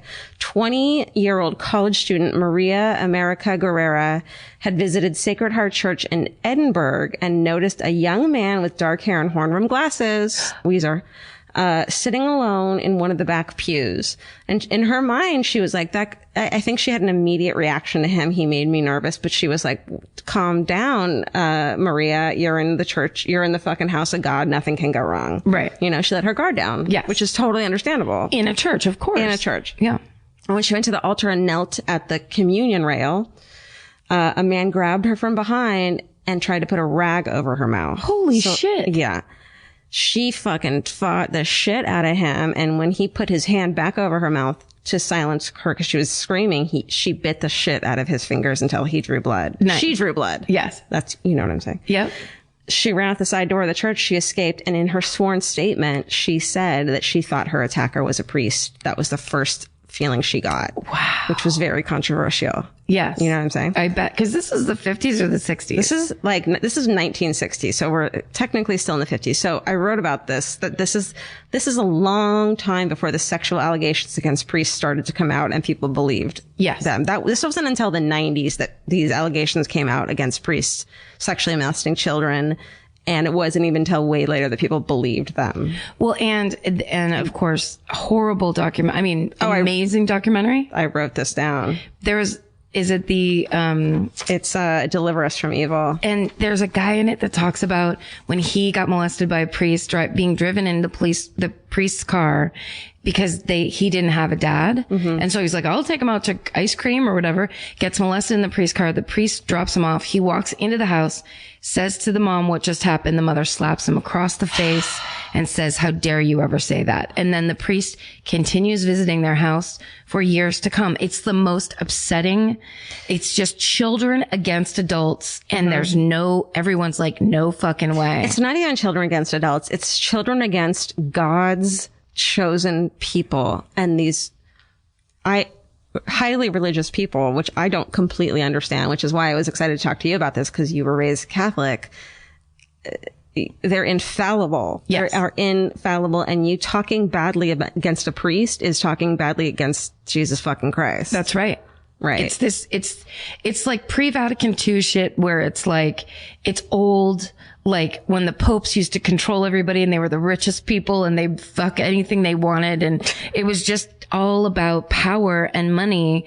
And basically this is why people who were pedophiles went into the priesthood, because they went in with carte blanche. And we're not saying that Catholicism is bad religion, that priests are bad people, that I'm not talking shit on any of this. It's just this reality of a really bad period that happened that we need to acknowledge. Well, yeah, and I mean, I think at this point it's so been acknowledged. Most of the people that I know that are good Catholics and that are faith-based, like they still believe they have a relationship with God and spirituality, but most of the adults that I know, because of the stuff that's happened in the Catholic Church, are incredible. And I don't just mean like people my age. I mean like people my parents' age that are just so, it's like you can't look at that power structure and go, this should continue. This is going great. They've handled stuff great. Right. And it should continue. There are very few people that feel that way. Right. Because it's just so, what a horrible thing. It's not, you can't give people absolute power like that. No, not at all. Especially that access to families. Yeah. But I have to say this too, like, there are priests in St. Vincent's that are some of the best people I've ever met. Absolutely. And it's just that kind of like, it's almost like the bad ones steal the goodwill from the good ones. Definitely. Because those ones, it's like, what a great effect they have on people's lives. Yes. That's how it all works. Definitely. Okay. So this is way before any of these things came to light. So at Sunday Mass, after Irene's funeral, just to show you how protected priests were, the priest told the congregation that he knew there were rumors that a priest was involved in Irene's murder. And he said, quote, "It is impossible that a priest would commit a crime like this. Don't speak of it. Don't even let yourself think it." He said that himself? To the congregation. Uh-huh. Yeah. Right? In late April, detectives drained the irrigation canal where they had found Irene's body, and on the bottom was a light green Eastman Coda slide viewer with a long black cord. So like a slide viewer. Yeah, like a picture viewer. Like one of these? Cha-ching, cha-ching, Click, cha-ching. click. But yeah, but like to the wall. Oh, okay. Like a slideshow Yeah. thing. Yeah.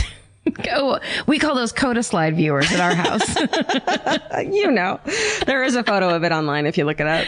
I mean, like of the actual one. So it's long cord on it. It's at the bottom of the irrigation canal where they think her body was thrown in, very close to it. And they also find a candelabra that belonged to the church. John Fite is like, oh yeah, I bought that Coda Slide thing last summer. He like is like, oh yeah, that was mine. And that candelabra belongs to the church. So what he probably strangled her with and what he probably hit her with a fucking head with is at the bottom of the fucking canal. And he raises his fucking hand and is like, that's mine. Wow. Yeah. Because kind of in the confidence of knowing no one can do anything about it. Yeah, maybe. Who knows? Mm-hmm. So finally, the priest sits down with the detectives in early May. He provides of course, meticulous account of his actions on Easter weekend. He says that he had counseled Irene in the Sacred Heart Rectory. He said, yeah, I totally did that because she had some information she wanted to give me that was private. So that's why I brought her in there. Because the confession booth, which is a muffled closet that no one can hear from the outside of, wasn't private enough. She could only scream her confession is the problem. Jesus. No. He saw her leave though at whatever time. And then he had these like dumb excuses for why he had cuts on his hand. And he's like, and goodbye. Polygraph tests implicate him in both Irene's murder and the attack on Maria Guerrera a couple weeks earlier.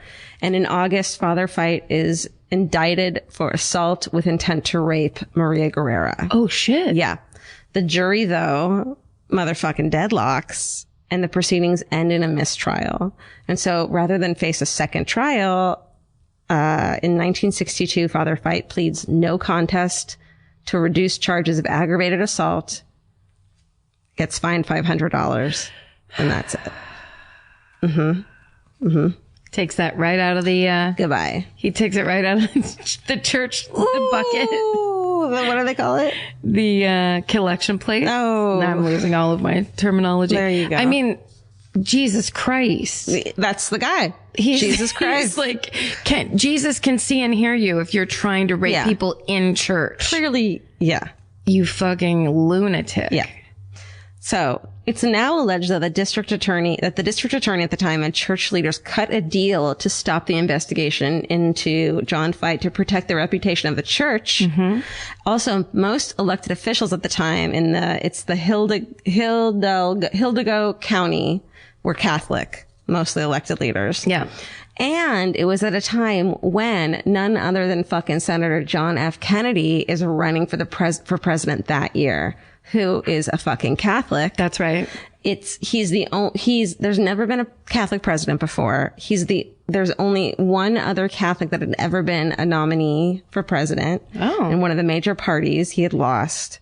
So, Dewey? Was it Dewey? I don't remember. I didn't even write it down. No, that wasn't an honest question. I don't think it was. I wouldn't have known. Oh. And anti-Catholic prejudice is fucking big time. So they're like, we need Kennedy to win. We're all fucking Catholics. And let's not give them a reason to hate Catholics. Oh, okay. So like for political reasons. Yeah. Including legit political. JFK being fucking elected. Wow. And like, it's Texas. It's a big fucking place. God, that's so funny to think. I just always, it's just my own weird bias. Like I used to think everyone was Catholic. When I was a kid, I just assumed everyone was Catholic. That's so interesting. Was there a lot of Catholic? Well, you went to a Catholic school. I went to Catholic school, but also our town was just small and mostly Christian. Although then later on I learned that there was a big bunch of, Petaluma was like one of the biggest, receivers of immigrants after World War II of Jewish people who were running from the war, refugees. Thank you. Where do they live now? They still live there. There's a lot of Jewish There's a people? couple temples in Petaluma. Yeah. Okay. Because I think one or two of the families had like chicken farms. So they're like, everybody go out and go work on the chicken ranch. Very cool. All right. Yeah. Interesting. That could be a lie. No. Nope. You said it. No, I believe it. I'm almost positive I read that somewhere. It's true. It feels so true. It feels really good in my heart. Great. Okay. So basically that means no murder charges are ever filed against Father Fite. And shortly after the killing, the church transfers him to a faraway monastery. So in the 60s, he spent some time at a treatment center for troubled priests in New Mexico and at monasteries in multiple states. Hold the phone, please. I will not. I want to go to a treatment center for troubled priests And kick them all in the dick. write the horror movie that needs to be written out of that. I mean, like, The children come and attack and kill them all. Oh my God. It's like Children of the Corn, but at a fucking monastery for troubled priests, where it's revenge. The children come out of the fields. It's called for You're their in revenge. Trouble, Priests. You're in trouble. You're in trouble. I heard what you did this past summer. Right. Yeah. Said Jesus. Said Jesus to the Lord. Mm-hmm. That's fucked up. Mm-hmm. Everyone in that neighborhood where that place was just like, move away. Well, remember when we watched, what was the really great documentary on Netflix over the summer? The Keepers? Yeah. Mm-hmm. And he went and visited the house where all of the priests had gotten sent to, and Yes. they lived, and they were all child molesters and shit. Yes. Keepers is still fucking great. Everyone should watch it. It's so good. Listen, if you want to have a binge weekend of terrible shit, Yeah. you should watch Deliver Us from Evil, which will you break just your heart. need to watch. It's historical information that you need to know about. It's just fucking life lessons, and you just need to like calm your pessimism a little bit. Optimism. I was going to say. Well, it also, it's that thing of, it feels like a very new cultural thing where it's like, everybody's got to get real with the fact that true sociopaths and psychopaths move in this world in exactly these unexpected ways. They are baseball coaches. They are priests.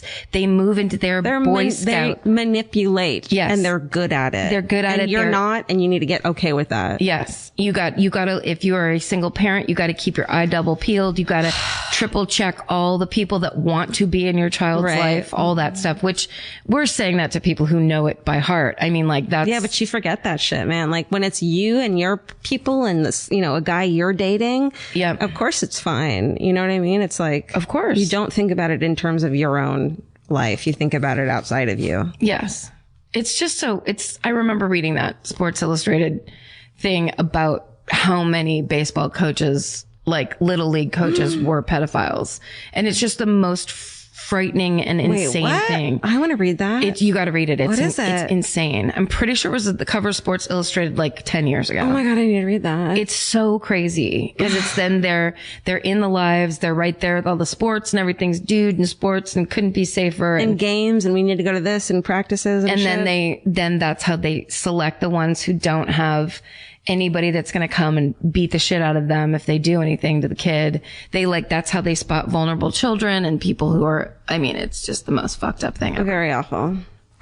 Also the movie Spotlight, which came out recently. Amazing. Is about that too. So have a nice binge weekend. And then watch Bob's Burgers and Big Mouth. God. To get yourself to feel better. Yes, Big Mouth is amazing. Big Mouth's so good. Okay. New Mexico, monasteries. Oh, here's fun. At one point, here's fun. Here's fun. Left turn.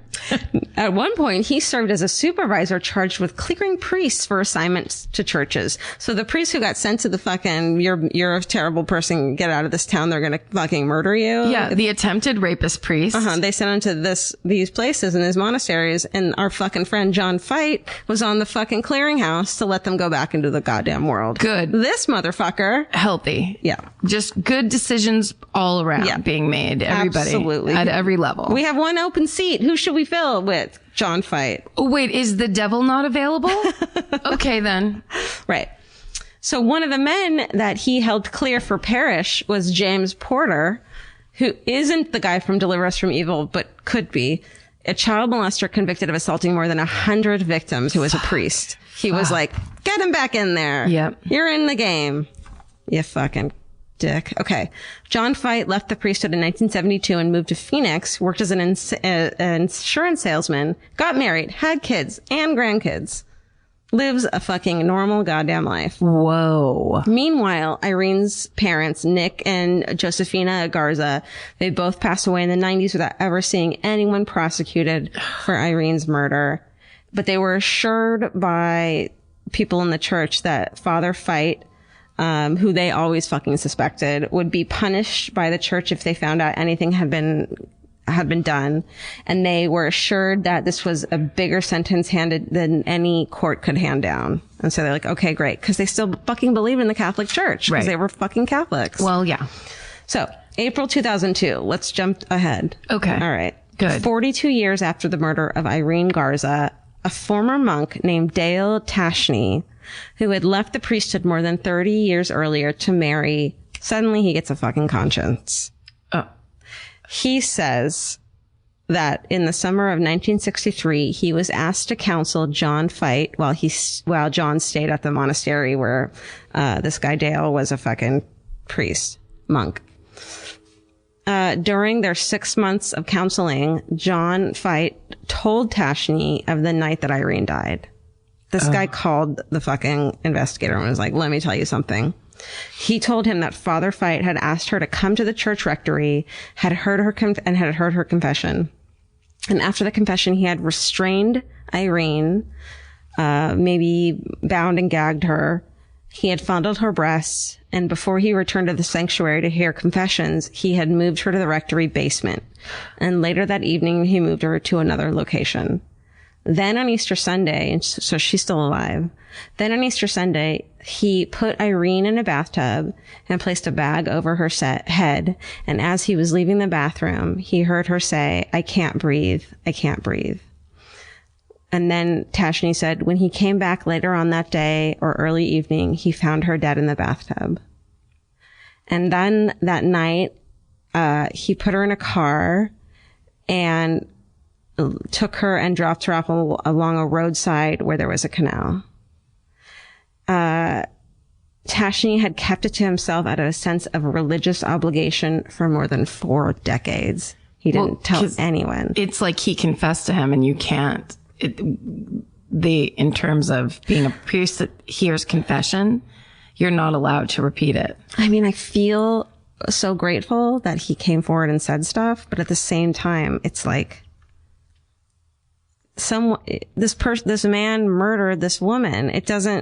That's not a priest. Then that's not a priest anymore. The man who murdered someone doesn't get to have that. No, anymore. But everybody gets it. It's not just for priests. That's like they're talking to God through you and you don't get to intervene. Yeah. Because they're asking for forgiveness.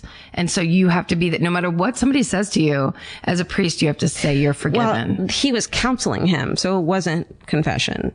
I mean, I don't know if technically, yeah. Well, I bet you they'd say it was just for the protection. Right. But the other thing is, wasn't she found brutally beaten? Yeah. So that's bullshit, She right? was beaten and raped while unconscious. So clearly he left some shit out. Yeah. Or they just didn't tell you everything in this article. Yeah, yeah. It's too much. But I would bet you that, like, he's basically saying, well, I just did a couple things. I walked away and she died. And then it's unfortunate. Like, he's basically telling the story to this other priest, like, too bad that happened, as opposed to you violently fucking attacked this woman. Well, one of the things that Tashney said was he didn't show what I would consider to be compunction or sorrow or grief or anything like that. So he had kept it to himself. And then at this point in 2002, he's in his 70s and he had a change of heart. And he was like, I'll fucking testify. Like, let's do this. Yeah. Wow. Which is incredible. So Texas Rangers then begin to reinvestigate the case. When he's contacted, Fight, who's now 69-year-old, says that man doesn't exist anymore and he won't say anything else. Like the man who raped and murdered a woman? Yeah, he does, dude. Yeah, he does. Sorry, he's in you. So Rangers also interviewed Father O'Brien, who back then was like, I saw scratches on his hands. And he tells the Rangers that a few months after the murder, Fight he had confronted Fight about whether he had killed Irene, and the priest had told him everything. So he too was like, yep, I know everything. I'll fucking testify. Oh shit. And yeah, he'll tell everything. So, and I would say this too. This was back I think that people very rarely broke that. Like, if I'm telling you, if I'm giving you confession, you're like, basically you have to forgive me at the end. You don't get to say anything.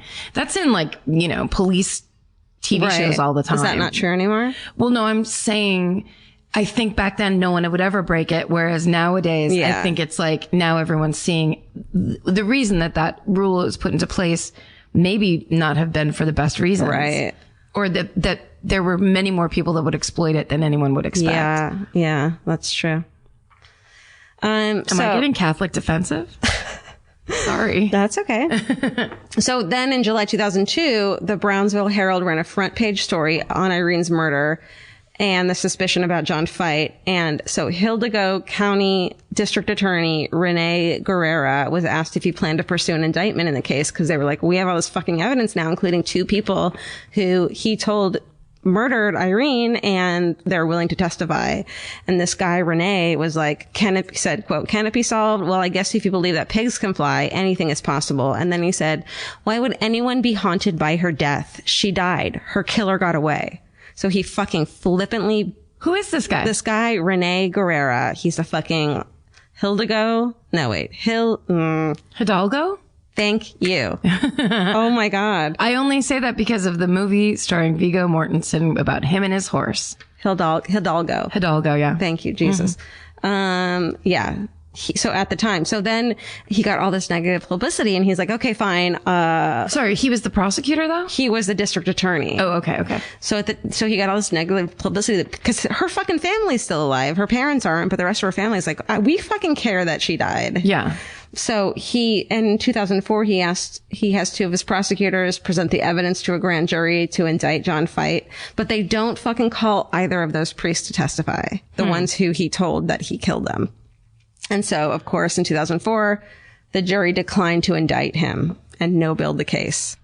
So that was the chance to fucking finally, before John Fight dies, to get him held responsible for the murder of Irene. And those 2 priests had said that they would testify. They wanted to. They were waiting by the fucking phone to be called up to testify. And they just didn't do it. They didn't call them. And it turns out, of course, Renee Garza was Catholic. Yeah. Right. Yeah. So 10 fucking years later, in 2014, there's a district attorney's race in Hidalgo County. And finally, Renee gets fucking beat by Ricardo Rodriguez. And in his race, he promised he would re-examine the case if elected. Oh, shit. So fucking Ricardo is elected.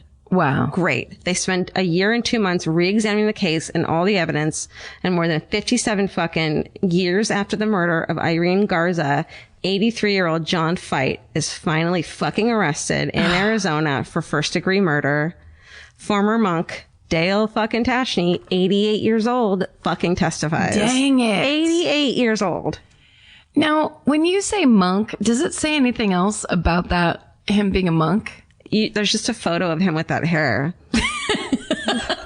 You know what I'm saying? Yeah. He's got the robes and the hair, and you're like, oh, honey, you must have been dedicated, because my God. He looks like he's on Spaceballs. I'm just trying to figure out what that is, if he's like a Christian brother or what like his specific deal was. I'm sure it's very involved, but I don't understand. Okay. I just knew that it was like a monk, but it was like priests were hanging out with him. Yep. I don't know. He's just in a different kind of like setup. Catholic thing. Yeah. Okay. Maybe he made wine. The hair though. Yep. My God. So Dale, what's up? 88-year-old Dale testifies against him. December 8th. What's the date today? The 12th? Yes. December fucking 8th, 2017. Fucking 4 days ago. Oh shit. Yeah. After a 6-day trial in the Hidalgo County Courthouse in Edinburgh, a jury fucking convicted John Fight. Whoa. Now 85-year-old ex-priest of murdering Irene Garza, and he received a life sentence in prison. Oh my God. Yeah, this just fucking came out. That's incredible. 1960 is when it happened, and fucking, what are we, 2017? Yeah. If she were still alive today, Irene would be 83 years old. In a letter written to a friend right before she died, she stated that she's happier than she's ever been, and said to her friend, "Remember the last time we talked, I told you I was afraid of death? Well, I think I'm cured. You see, I've been going to communion and mass daily, and you can't imagine the courage and faith and happiness it's given me. And that's the story of the murder of Irene Garza by motherfucker John Fight. Wow. I can't believe that ended well. I know, right? It never happens No. in the Catholic Church. Every time it's a Catholic Church story, Yeah. it frustrates you. It disgusts you. Well, cold cases too. Goes crazy. Yeah. So true. he's like in one of those walkers in court that are also chairs. Yeah. You know, that you see. Yeah. Trying to look all old. And he, a couple of things he said when he got arrested were like, I don't understand. This happened in 1960. Like his excuse of, I don't understand this was happening now. This was so long ago. And this woman says to him, there's no statute of limitations on murder. Like, he's trying to play it off like this was so long ago. Yeah. Why are you guys making a big deal about Yeah, this? exactly. He's acting like a confused old man. Yeah. When he's a fucking sexual predator and murderer. Well, also, It doesn't matter how old he is. it doesn't matter how old he is. It doesn't matter what his opinion Or about that he's it a is. grandpa or whatever. It sucks his for confusion them. is not relevant. No. You already were confused. That's why you're like this. Yeah. So your opinion about it and how you see it is not valid because according to you, no one's life matters, Right. and any woman is Some woman an who object died you in get to grab. 1960. Who cares? No. Yeah. No. A lot of people care. Yeah. A lot of people care, and a lot of people are tired of people like that guy exploiting positions of not just power, but automatic trust. Yeah. It's Yeah. that thing. That's what's so gross. Yeah. Can you imagine going into a church or like, I can't imagine going into a church and getting a creepy vibe of like, oh no, the guy that works here is scaring me. Yeah. That's the exact opposite of how churches are supposed to work. Well, there should be no such thing as automatic trust. Yeah. I mean, it sucks. But even, your fucking pediatrician or your fucking, your, what's it called? Anything. There's no such thing anymore. Right. And there never was. We just let it happen. Right. And yeah. It's okay to just be aware. Be careful and thank God for the internet and checky. Check everyone's fucking Everything. record. Yeah. Wow. That's amazing. Yeah. Such a good story. Thank you. Hi. Hi. That was an intense episode. I know. Yeah. That was a lot of feelings. What, anything good this week for you? I guess it was so fun to do those live shows. I had such a good time. You can say we. I did too. Speaking for you. But like, it's just such a joy to have that be a job. It's insane. Because I'm always prepared. Like, I really hate leaving my house and I hate leaving my dogs and I get a little stressy for that. But it's always just that we have so much fun. And then there's people that just like give us really nice presents and say really nice things. One thing that I guess gets me is a lot of people talk to me about my mom. Yeah. And it's that gets brought up a lot. It gets brought up a lot of like, it's young women who are like, I'm a psych nurse. Yeah. Or I'm My mom- studying to be a nurse. But there's a lot of, my mom passed away recently too, and you really helped me Yeah. just by talking about it. Yeah, exactly. It's, I don't know. It's, it's cool when we get to go out and hear from people about like the meaning of things, because to us, it's like, I just go, oh, well, I just did a very interesting murder case in a mediocre manner in our way. And then we talked about a bunch of bullshit. And it's like, I don't know. It just is very meaningful. It's just like such a nice feeling. Yeah. We have like lots of friends we don't know. As we say at the end of every show, it's like, we thank you guys for letting us do this as a job. The two of us are fucking blown away by the fact that our lives have turned into this incredible thing because of this podcast that we started on a fucking whim. It's super weird. It is. And fun. We didn't expect this. Yeah. We are in awe of all of you guys who are like these incredible people. And like showing up, like I barely leave my house to do anything. So like when I stand there and like, it's like a theater full of people who have all like went and bought tickets and showed up, and some have signs and some have, it's just crazy. Funny shirts they made. And cookies. And crafts and mugs. Yeah. And it's just really, I just feel super lucky. Every time we come home from a trip, or anytime we go on a fucking trip for the show. It's mind boggling. Yeah. It's so fun. And, so I think we're about to end the year with 100th episode. Yes. So I guess maybe it's just thank you guys for letting us do this incredible thing. This year has been fucking bananas and awesome. And we're honored. It's incredible. It's beautiful. We fucking appreciate it so much. We really do. And thank you. yeah. And thanks for, I don't know. Thanks for liking it. Yeah. It's weird. It is. What's your thing? That's it. Same thing? I'm going to go samesies. Share. Are we going to do sharesers? We're going to shame it. We're going to shame. We're going to share. Shame share. Okay, cool. I love it. I do too. Well then stay sexy. And don't get murdered. Goodbye. Bye. Elvis? Want a cookie? That was a definitive yes. You want a cookie? A cookie? If audiobooks are your thing, or if you've been meaning to listen to more of them, you should check out a podcast called Earsay, the Audible and iHeart Audiobook Club, hosted by Cal Penn. Each episode spotlights standout audiobooks on Audible across all kinds of genres: sci-fi, comedy, romance, thrillers, and more, with Cal talking to guests who help break down what makes each story worth listening to. It's a fun, easy way to discover your next great audiobook. Check out Earsay on the iHeartRadio app, Apple Podcasts, or wherever you get your podcasts. Goodbye. The best time to think about home security is before you need it. That's exactly why there's Simply Safe. Traditional home security only alerts you after a break-in has already happened, and that's too late. Simply Safe is changing that. Simply Safe's US-based live agents identify threats on your property and help deter them so intruders never get to your house. The system is customizable so you can build one that fits your home and your specific needs. The 24/7 professional monitoring is effective and affordable and won't lock you into a long-term contract. I think that's what's so scary for so many people is that long-term contract. And like, whatever turns out you don't like it or need it,